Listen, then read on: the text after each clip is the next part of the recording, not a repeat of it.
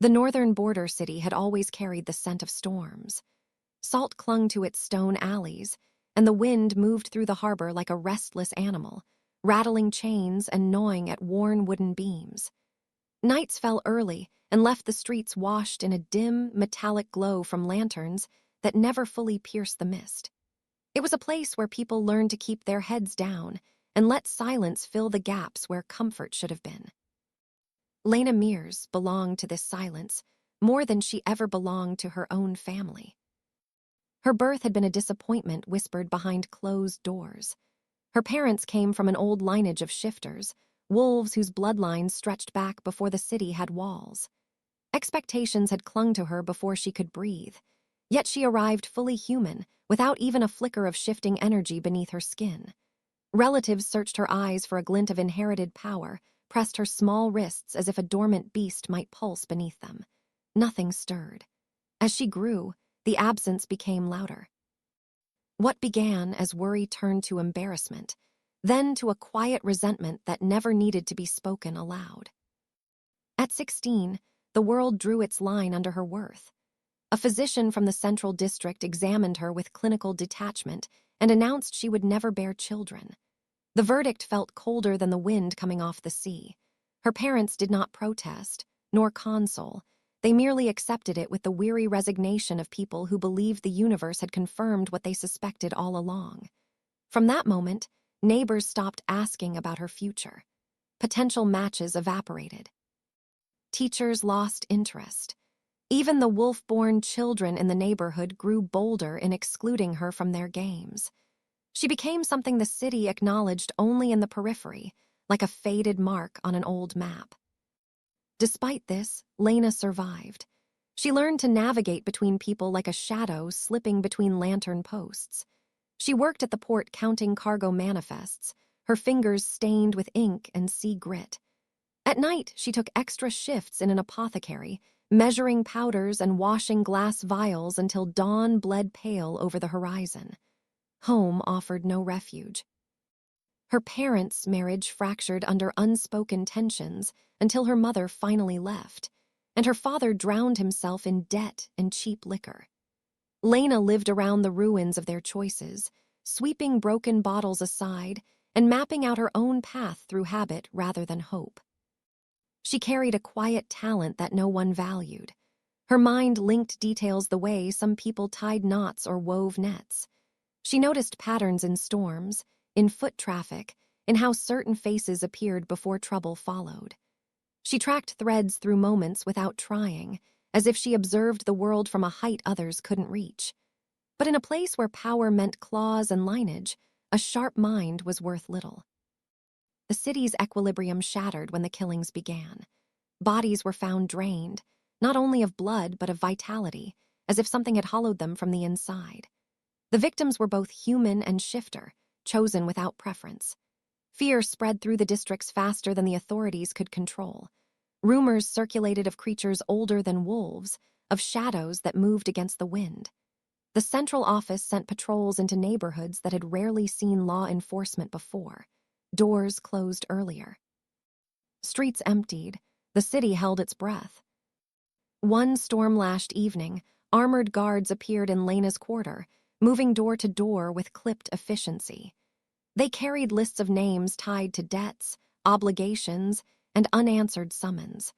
Her father's name was on one of these lists. The guards showed no interest in excuses or the state of the household. They offered Lena two choices: settle her father's arrears, which she could not afford, or serve in the investigative division, where the mortality rate among new recruits rivaled the dangers of winter storms at sea. She accepted before fear had a chance to root itself. It was not courage that guided her, only the absence of alternatives. The next morning, she entered the division building with the uneasy awareness of someone stepping into a current stronger than she understood.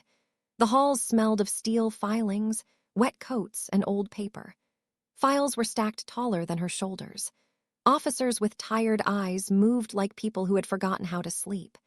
Lena had expected obscurity even here, a broom in hand roll behind a desk. Instead, fate pivoted abruptly. Before the day ended, she encountered the man the city feared almost as much as the unknown killer. Darian Ulf, heir to the alpha line of the night-born wolves, walked through the division with a presence that shifted the air around him. His height, his posture, the cold efficiency of his movements, all marked him as someone closer to a force of nature than to a man.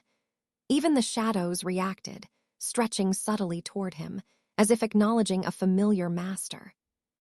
He reviewed case files with a precision that bordered on predatory focus. Yet he missed something, a faint pattern scattered across reports, meaningless to trained trackers, but clear to someone who had spent her life studying the world from its outer edges. Lena noticed it at once. Her hand hovered over the documents, and the connections threaded together in her mind with startling clarity. For a moment, he looked at her, not as a burden forced into service, but as someone unexpectedly useful. His gaze lingered longer than it should have, assessing not her lack of lineage or strength but the shape of her thoughts. It was the first time in her life that someone with power saw not what she lacked, but what she perceived. And it was that single moment, quiet, brief, invisible to everyone else, that began to pull her into the dark machinery of a world she had never been meant to enter. The northern border city moved according to its own harsh rhythm, a rhythm shaped by steel, salt, and the uneasy coexistence of two worlds. In daylight, the port roared with labor as cranes groaned under the weight of crates and ships scraped along the docks like wounded beasts. At night, the same harbor turned ominous, the sound of water lapping against hulls becoming indistinguishable from whispers. Alleyways held shadows that clung to walls as if they carried intent. Those shadows felt thicker in recent weeks, almost alive with tension. For generations, the city had balanced its authority between human governance and the influence of shifter clans. That balance was fragile but functional, maintained by unwritten rules and quiet exchanges. Every shifter family had territories they protected or exploited, and humans accepted the nocturnal presence of wolves and other forms as long as the unwritten lines were respected. Yet the killings struck at the core of this unsteady truce. The victims were found drained of blood and vitality, their bodies pale and hollowed in ways that defied classification. Neither human nor wolf traditions held explanations for such violence. The investigative division quickly devolved into chaos. Reports piled up faster than they could be processed, and corridors filled with the stale smell of nerves and damp uniforms. Senior officers, men and women hardened by years of dealing with shifter disputes and harbor crimes, began to avoid looking directly at the case files. Something about the pattern threaded through them made instincts recoil. They were dealing with a predator they could not name. Lena moved through this environment like a ghost granted temporary access to a world meant for others. She had been assigned a desk in the far corner of the main room, positioned between a stack of rusted filing cabinets and a sputtering lamp that flickered any time the building's heater kicked in. Her job description was deliberately vague, a blend of clerical work and whatever menial tasks needed completion. Despite this, she found herself drawn to the case files the moment they landed near her workspace. She read each report with quiet absorption. Witness testimonies, autopsy notes, sketches of wounds, and grainy photographs that showed bodies twisted in unnatural poses filled her hours. Patterns emerged in her mind long before she articulated them. She noticed the proximity of certain victims' homes to abandoned infrastructure, the recurrence of faint traces in the environment, scratches on doors, faded prints in snow or mud that were overlooked by others. Each detail connected to something deeper, something that shaped itself into an invisible pathway through the city. Her coworkers rarely engaged with her. Some dismissed her human heritage. Others resented her presence as a reminder of the desperation within the department. They moved past her with clipped steps, their conversations hushed whenever she entered. Yet Lena continued her quiet work, marking points on an old map she had salvaged from a discarded crate. She used colored pins, string, and meticulous notes to reconstruct movements that no one else seemed to perceive. Over time, the clusters of incidences formed circles. Each circle overlapped with others, and at their center lay a forgotten district near the outskirts, an industrial graveyard filled with rusting metal structures, derelict warehouses, and the remnants of a massive smelting plant shut down decades earlier. Locals avoided it even during daylight. Children spoke of it only in stories, and shifters viewed it as cursed land. Older records hinted at a clan once tied to that place, a clan of shadow shifters whose ability to manipulate darkness made them objects of suspicion. The clan had supposedly vanished after a great fire swallowed the district, leaving behind only rumors of forbidden rituals. Officially, they were extinct. Unofficially, their presence lingered like an unfinished sentence. The map Lena created began attracting the wrong kind of attention. Officers glanced at it when they believed she wasn't watching. Some shook their heads, dismissing it as the obsessive scribbling of a desperate newcomer. Others avoided it, unnerved by the precision of the pattern she revealed. Only one person paused long enough to recognize its significance. Darian Ulf rarely visited the investigative division, but when he did, the air grew heavier, as if recognizing its superior. He was a shifter born from an alpha bloodline that valued discipline over display. His presence carried the weight of command without the need for raised voices. Those who encountered him felt it instinctively, the way animals sense the approach of a storm. When he entered the main hall one late afternoon, conversations died mid-sentence. Officers straightened their posture. Even the creaking old building seemed to fall still. He moved with a calm that bordered on predatory grace, inspecting case summaries with eyes that registered both annoyance and calculation. He passed by Lena's desk without acknowledging her until his gaze landed on the map pinned to the wall. For a long, quiet moment, he studied the network of pins and lines. His expression gave nothing away. Lena waited, unsure if she had crossed a boundary she didn't understand. Without a word, he removed the map from the wall, folded it, and left the room. The silence he left behind felt sharper than before. Later that night, long after the division settled into uneasy quiet, a message arrived demanding her presence at dawn at the abandoned smelting district. The summons bore no polite phrasing, only instructions and a signature that reminded her she had no right to refuse. The realization settled in her chest with a weight that felt equal parts dread and inevitability. Her life had been shaped by forces beyond her control since childhood, yet this moment felt different. The city, with its storms and shadows, had begun speaking to her through patterns of blood and fear, and she understood that stepping toward that call would bind her to something ancient and dangerous. As she prepared in the dim hours before sunrise, she sensed that the city's whispered warnings were not meant to deter her. They were meant to tell her that what waited in the ruins was not a beginning or an end, but a crossing point. A threshold she was never meant to reach, yet one she could no longer avoid. The old metallurgical plant rose at the edge of the city like a monument to something long dead. Its towers jutted against the gray northern sky, corroded by decades of storms. Broken walkways hung like skeletal limbs over pools of stagnant water, and the wind funneled through cracked windows with a sound too close to breathing. The ground beneath Lena's boots felt soft in places, as if the earth had swallowed parts of the building and was still deciding whether to finish the job. Dawn had barely broken when she arrived, yet Darian was already there, waiting as though he had stepped out of the shadow of the plant itself. He stood alone without guards or entourage, as if company would only distract him from whatever he intended to find. His posture suggested neither impatience nor welcome. He simply existed as part of the bleak landscape, assessing her presence with the same cool detachment he might give to a newly forged weapon whose durability remained untested. The air inside the plant felt heavier than the outside chill. It carried metallic residue that clung to the tongue, but beneath that lay something stranger, an undercurrent like layered whispers drifting across the broken corridors. Lena had no shifter senses, yet she felt a weight pressing along the back of her neck, as though unseen eyes followed her movements from behind rusted beams and collapsed stairwells.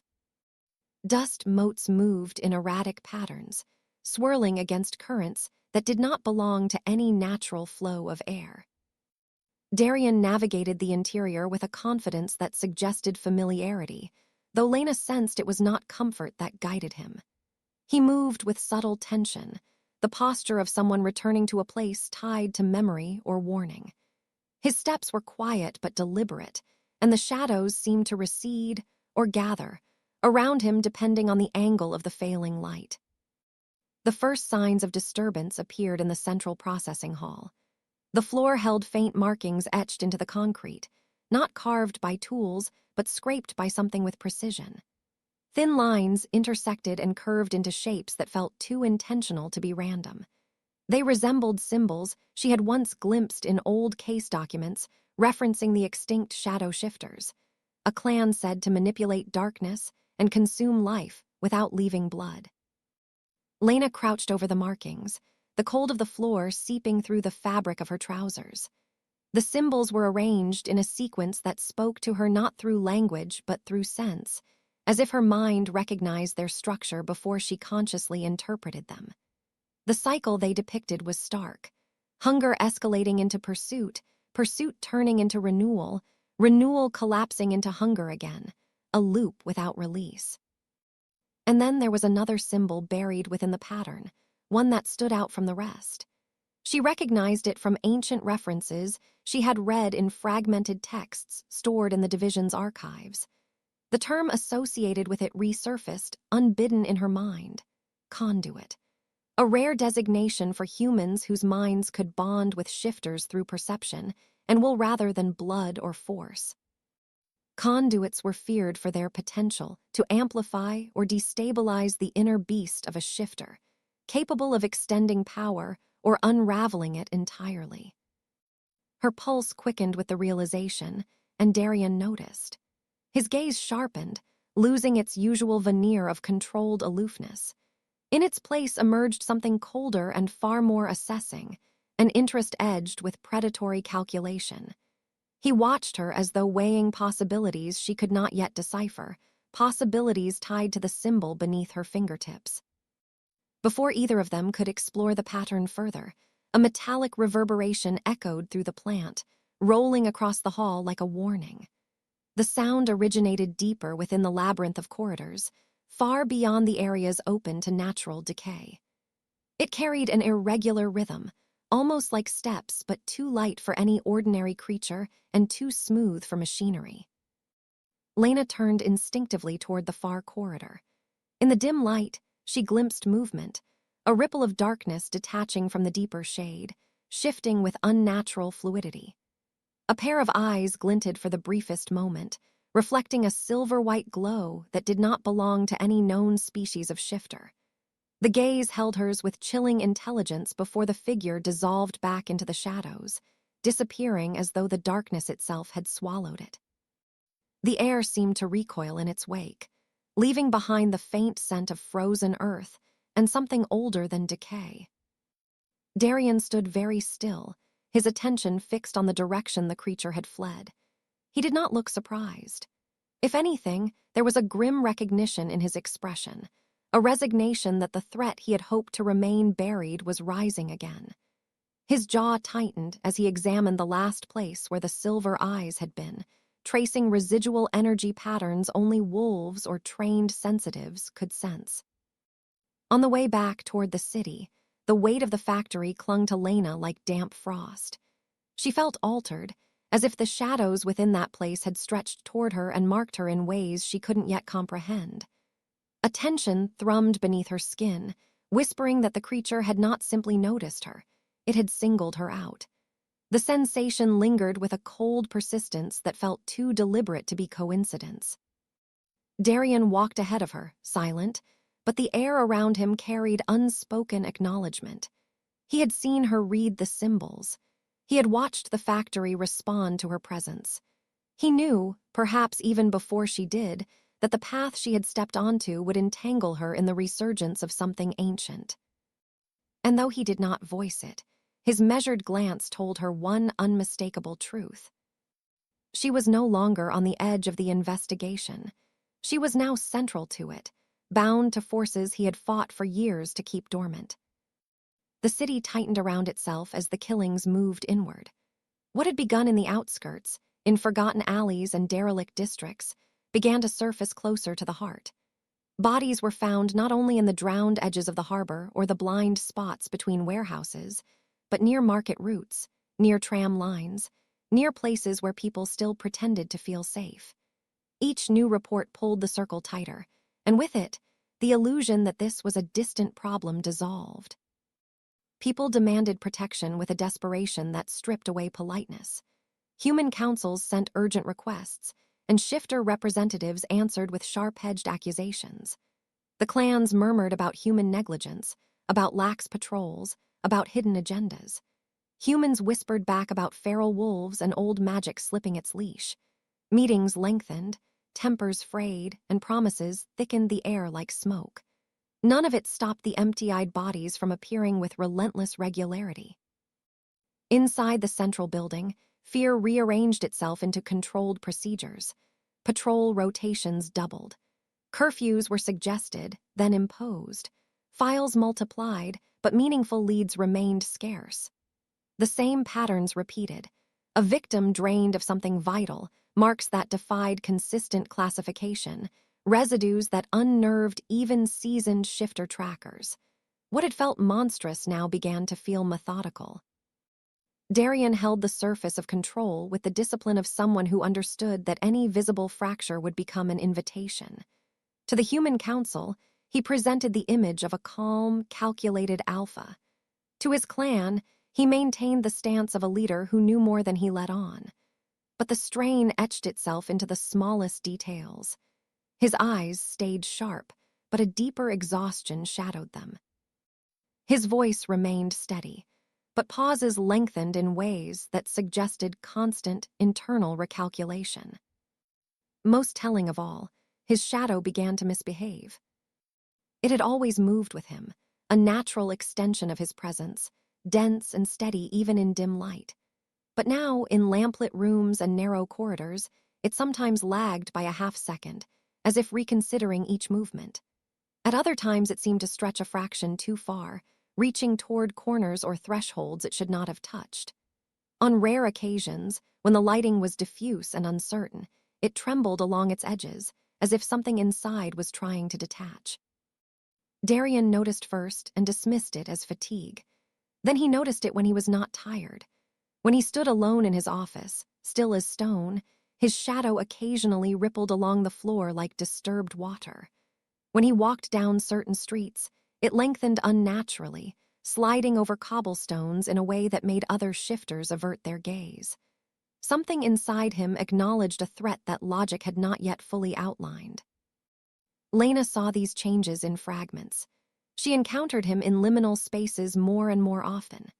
In the harbor, where ropes creaked and gulls hovered in the fog, his silhouette loomed against the milky light, and his shadow seemed to sink deeper into the planks than it should have. In the archives, where rows of shelves cast their own rigid patterns, his shadow occasionally broke alignment, bending toward shelves of older, dust-coated tomes as if pulled. In an old tunnel beneath the city, where dripping water traced its own rhythm, his shadow moved with a restless, almost feral agitation, packing a beat faster than its owner. Lena's mind cataloged these details even when she tried not to. Her work drew her deeper into the oldest sections of the archives, where records blurred into myth and fear was written into margins in notes no one had intended for public reading. She combed through volumes that others had dismissed as superstition, brittle pages about forgotten rites, fragmented testimonies about creatures that fed on more than flesh. Through these remnants, a picture emerged of beings that did not simply kill. They extracted. They fed on awareness, on the binding force between mind and body. Victims were left not only dead, but stripped of something essential that no autopsy could quantify. The name that surfaced repeatedly, though translated differently across languages, meant the same thing at its core: Shadowwalkers, Tenihodsi. shapes that lived where light ended, and whose existence coiled around the concept of hunger, refined into an art. One recurring theme unsettled her more than the rest. Shadow walkers were said to be most effective when paired, not with another of their kind, but with a human or shifter who could anchor them. A conduit, someone whose mind could withstand proximity to such a presence, allowing it to reach further, strike cleaner, without losing coherence. These texts described conduits as amplifiers and leashes in equal measure, capable of expanding power or fracturing it completely. Every account ended in disaster. The more Lena read, the more the disparate elements around her began to align. The pattern of killings, the symbols in the factory, the presence she had felt watching her, and the way her thoughts had been able to parse meaning from marks that should have been opaque, all pointed in the same direction. The killer was not hunting randomly. It was searching for a mind that resonated with its nature. A conduit with enough clarity to hold its weight and enough fractures to be manipulated. At some indistinct point between one bruised dawn and the next, Lena understood that the search was moving inward not only geographically, but personally. Each new crime scene felt closer, not just in distance, but in implication. The awareness unsettled her sleep, sharpening her senses to every shift in light and every whisper of movement in the corners of rooms. When she brought her findings to Darian, she expected resistance, perhaps anger at the suggestion that something in the city hunted for a partner rather than prey. Instead, her explanation hit something he had already suspected. His response was not an explosion of frustration, but a silence weighted with recognition. He had already noticed that his shadow's strange behavior increased in her presence. When she stood nearby, the unnatural drag at the edges of his silhouette intensified. The darkness at his feet seemed to lean, ever so slightly, in her direction. In empty hallways, when she walked ahead, his shadow stretched forward, reaching toward where she would be, not where she was. In confined rooms, it gathered between them like spilled ink seeking shape. He understood, before she fully articulated it, that the distortion within him was not a symptom of weakening. It was the result of something inside him responding to an external call. The presence from the factory, the pattern in the killings, the hunger described in ancient texts, all converged on a single point: Lena's mind. His beast, the wolf that had always been his weapon and anchor, reacted to this in unpredictable ways. Sometimes it surged with heightened aggression, snarling against his control, as if reading the encroaching influence as a rival alpha. At other times it went unnaturally still, ears lowered, watching something he could not yet see. The conflict between his alpha instincts and the invasive shadow presence left him walking a razor's edge. Control became a conscious act rather than an effortless state. Lena, observing him with the same meticulous attention she gave her maps and documents, saw the cracks forming. She saw how effort bled into his movements, how he sometimes paused before entering a room, as if gauging whether his presence would destabilize the space. She noted how his eyes occasionally flicked to his own silhouette, as though verifying that it remained attached. The realization that her presence acted as a focal point for this disturbance marked a threshold neither of them could retreat from. Their work together shifted texture. What had begun as a forced partnership dictated by necessity became something far more complex and dangerous. Each meeting carried layered risks. The threat from the killer tightening its hunt, the instability of Darian's shadow, and the possibility that the entity behind the murders saw both of them not as obstacles, but as components of its larger design. The city continued to speak through blood and tracks, but now it also spoke through the subtle distortion of light around an alpha's feet and the quiet sleeplessness of a human woman who felt the weight of eyes she could not see. The line between professional duty and personal vulnerability had blurred. Their investigation was no longer an attempt to understand something external. It had become a struggle to prevent that something from stitching itself through them, binding their fates to a force that had waited in the dark for far too long. The city braced itself under the full moon, as if it remembered older terrors than the current string of deaths. Roofs shimmered with pale light, and the harbor glowed with a cold sheen that made the water look metallic. Wolves across the districts fought the pull of their own blood, forced to anchor themselves in ritual and discipline to avoid losing control under the lunar weight. Patrols were stretched thinner than ever. The timing was perfect for something that fed on distraction. Lena woke to an absence. The room felt emptied of warmth, as if someone had opened a door to winter and forgotten to close it. The thin blanket she used offered no comfort against the chill that seeped into her bones. For a heartbeat, she believed the feeling came from inside, from another nightmare about hollow-eyed corpses and twisted symbols. Then she became aware of the weight on the other side of the mattress, the feeling that someone sat there without pressing down the springs, occupying space without carrying mass. Her gaze drifted to the far wall. The faint light that slipped in through the cracked shutters revealed the shadow of her narrow bed, her own thin outline, and something else. A shape elongated upward from where the bed's shadow met the floor, stretching into a tall, wavering form that suggested shoulders and a head. The edges of it trembled, failing to hold a stable human outline, like smoke trapped inside glass. It watched her without eyes, yet she felt studied, measured. Understanding settled in without the need for words.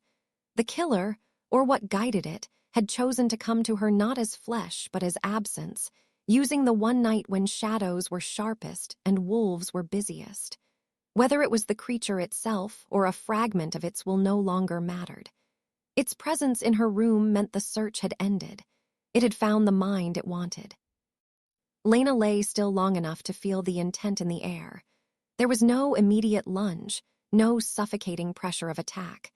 Instead, the shape withdrew, receding along the wall and unraveling as it moved. Where it had stood, a symbol darkened the floor. It was the same mark she had traced at the factory, the one woven into cycles of hunger and renewal, the one that had once contained the sign for a conduit. Its appearance carried a simple meaning. She was being summoned, not as prey, but as a choice. Across the city, Darian was losing his own battle. The full moon dragged at his blood with a familiar, brutal insistence, but this time something else pulled with it. His wolf pushed against the confines of his human form, snarling at the invasive presence that had been threading through him for weeks. His shadow writhed on the floor like something trying to crawl out of his body. There were moments when he felt its grip sliding over his bones, cold and thick, promising relief through surrender. He held himself together through sheer will, channeling years of training, and the brutal discipline of an alpha who could not afford weakness. Yet every breath became a negotiation.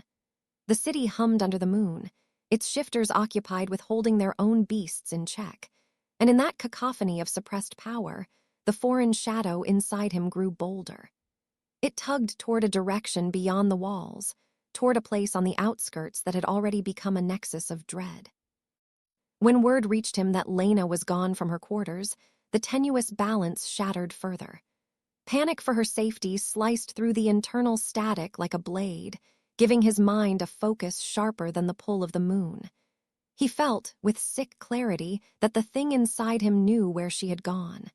It wanted to follow. It had always wanted to reach her. Darian left the building with more force than intention. Furniture scraped and splintered in his wake. Hallways bore fresh gouges in plaster and stone, where his control slipped for seconds at a time. The wolf beneath his skin surged forward, black and edged with threads of darkness that had nothing to do with fur. His path to the abandoned plant carved itself by instinct and something older than instinct, guided by the shared pull of the creature that hunted Lena and the shadow that had begun to colonize him. The factory awaited like a wound reopened. Under the full moon, its rusted structures became skeletal silhouettes, and the water pooled in its craters glimmered with a dull, dangerous light. The air felt charged, thick with metallic particles, and an undercurrent of something that tasted like old grave soil. Lena stood within this decayed landscape, drawn there by a force that promised answers and endings in equal measure. The creature had chosen the heart of the ruins as the stage. It stood beyond the rusted columns, where the floor dropped away into deep pits that once held molten metal. Its form shifted between clarity and distortion. In one moment, it resembled a figure draped in shadows. In the next, it seemed hollow, as if its body were a vessel for the darkness rather than a separate shape. Its own shadow did not behave as it should. It moved independently, sliding across the ground and up the columns, coiling around beams and cables like a living stain.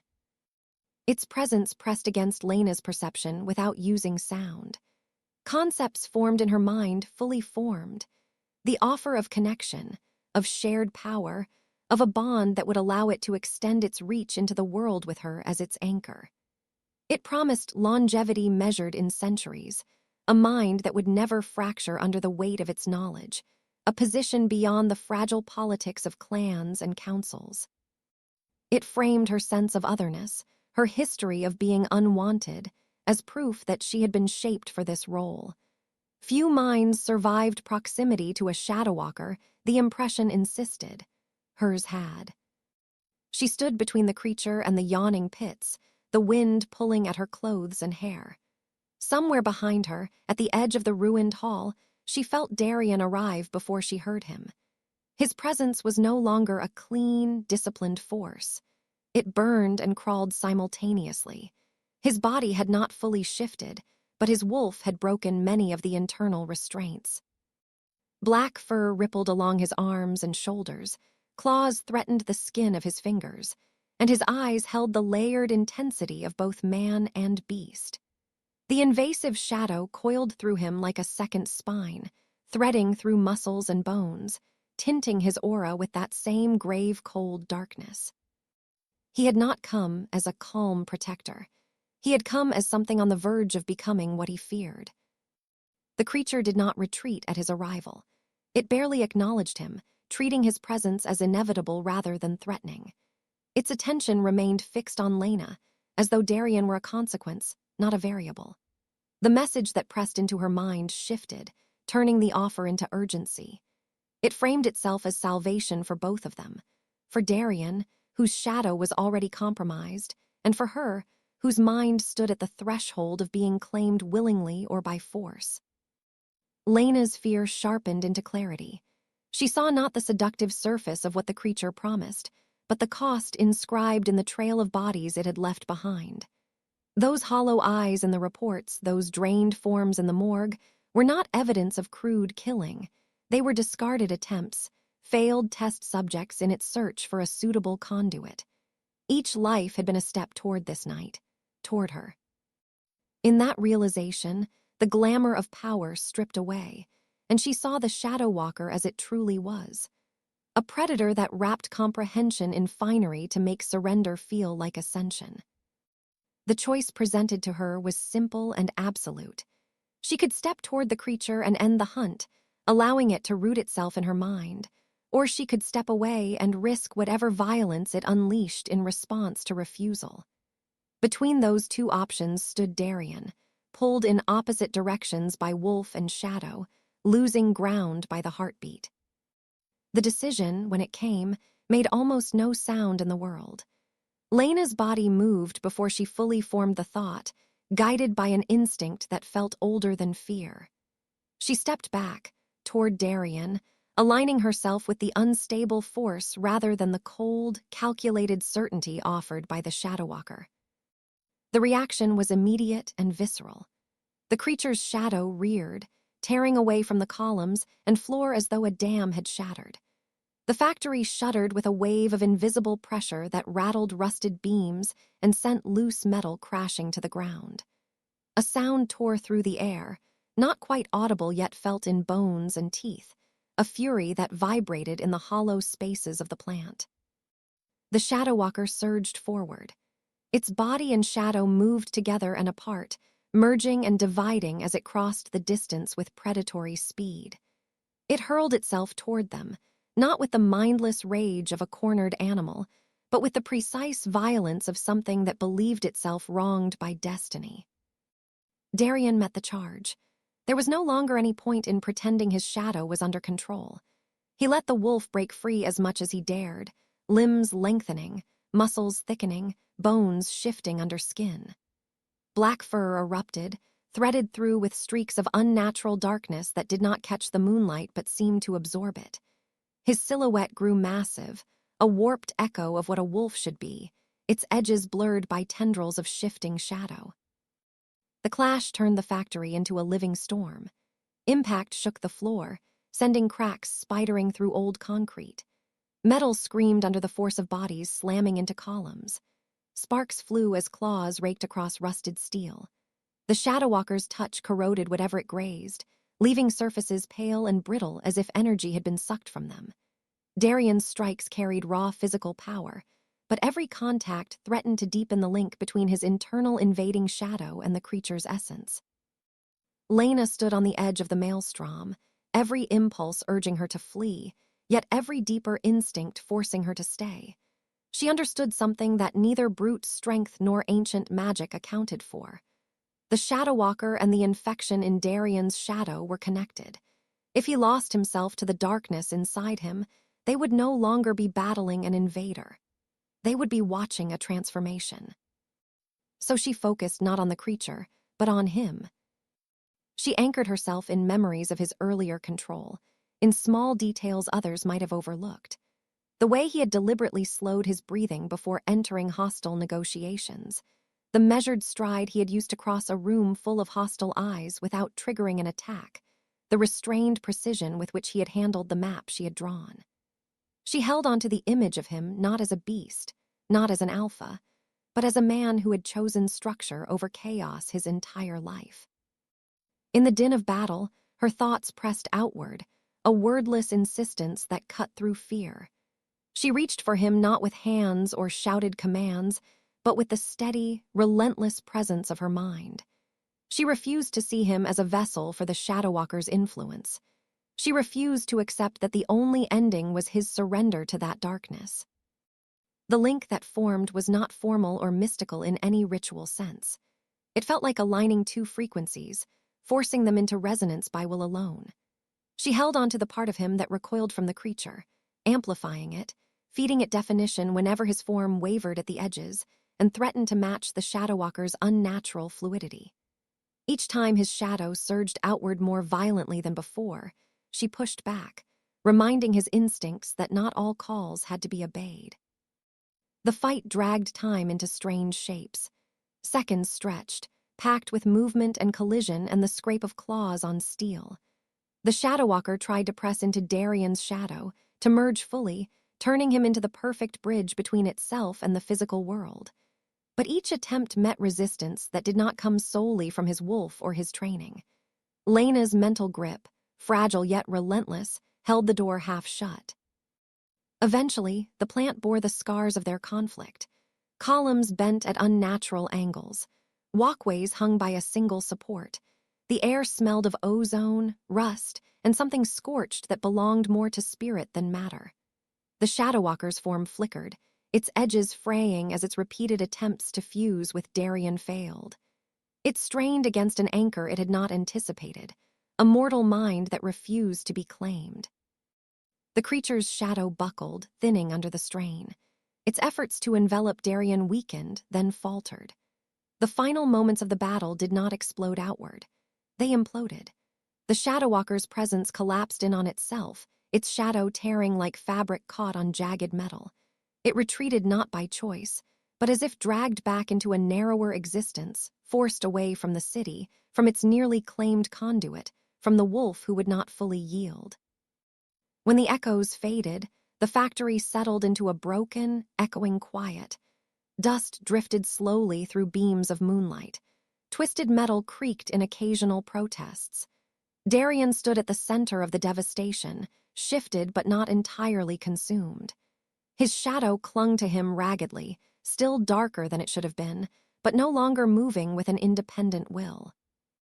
His breathing was heavy, his body marked by the encounter, yet his eyes held the lucid awareness of someone who had almost fallen and had clawed his way back.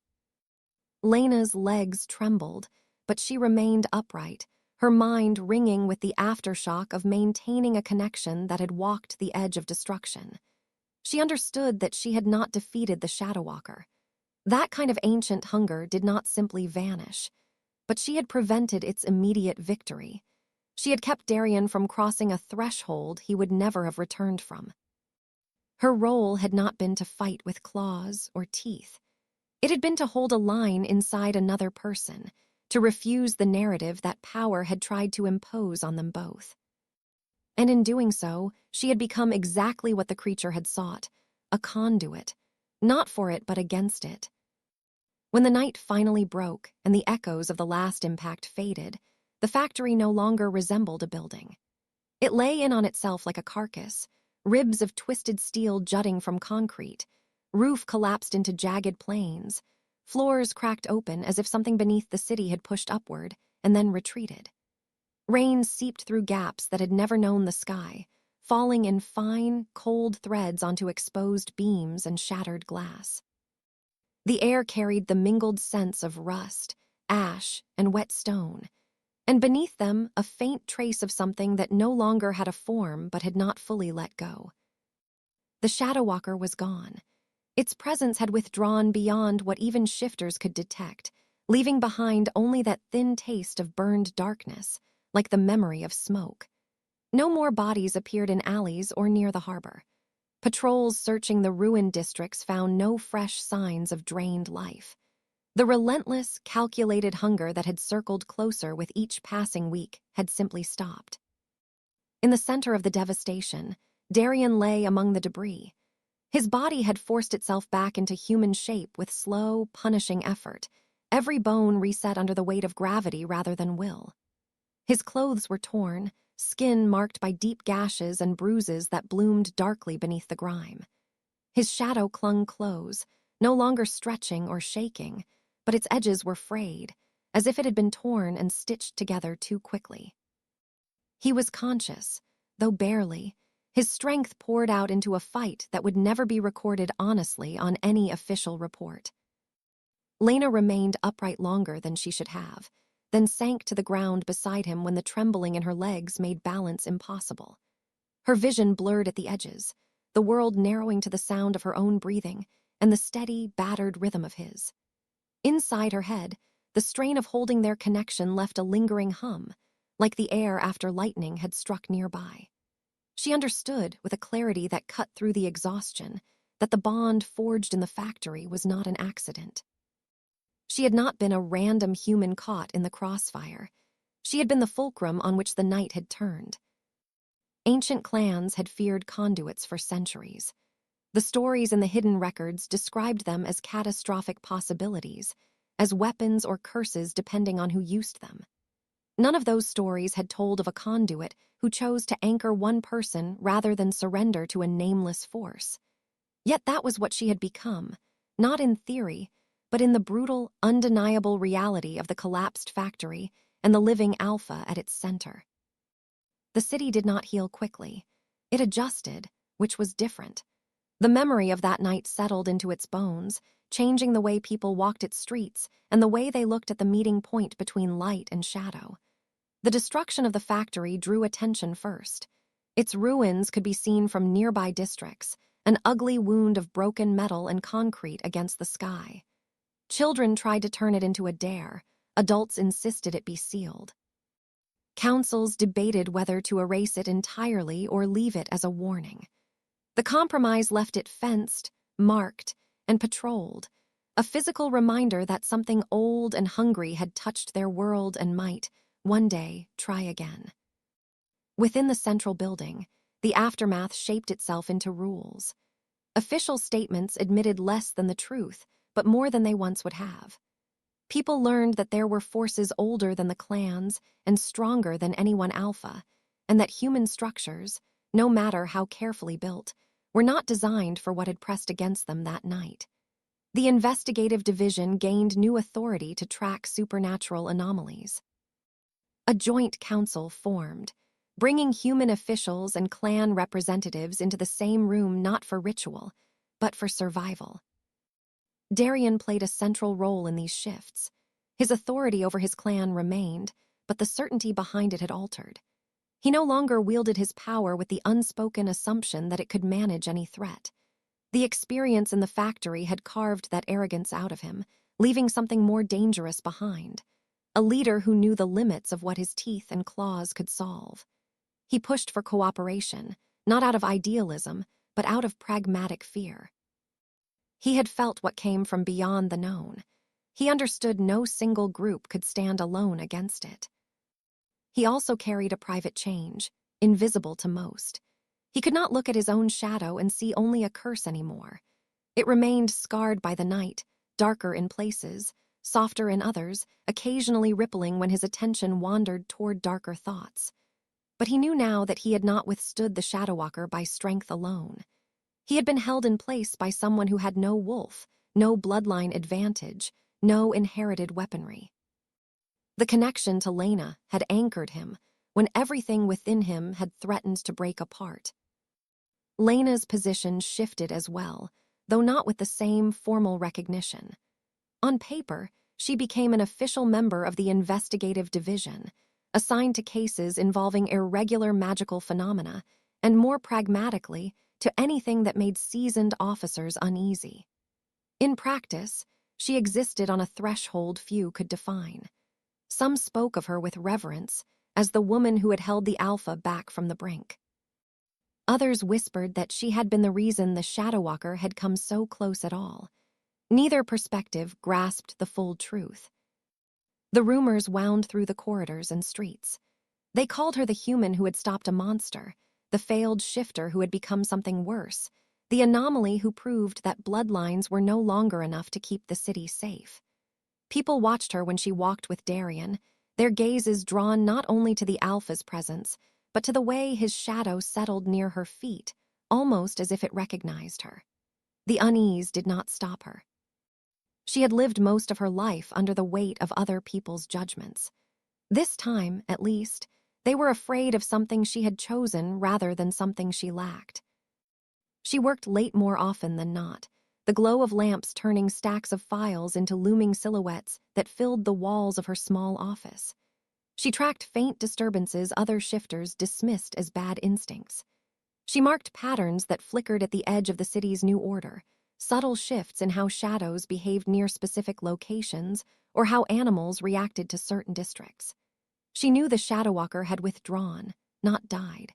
Hunger like that did not simply vanish. It slept, regrouped, or looked for other weaknesses.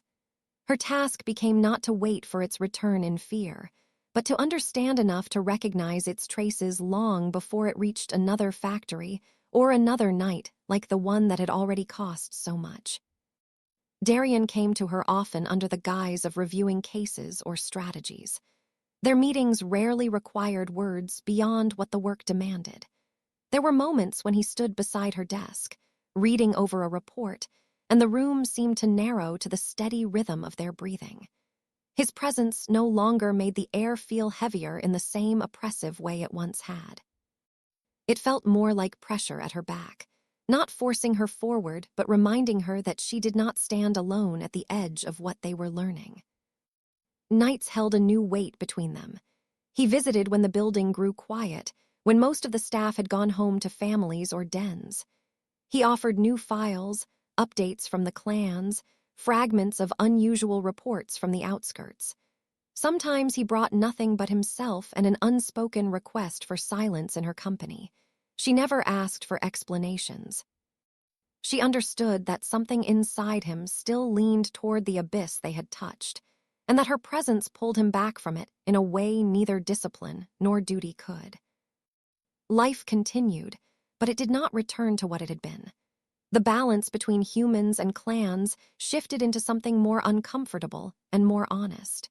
Agreements were rewritten to account for threats no one had language for yet. The city learned to live with its fear instead of burying it.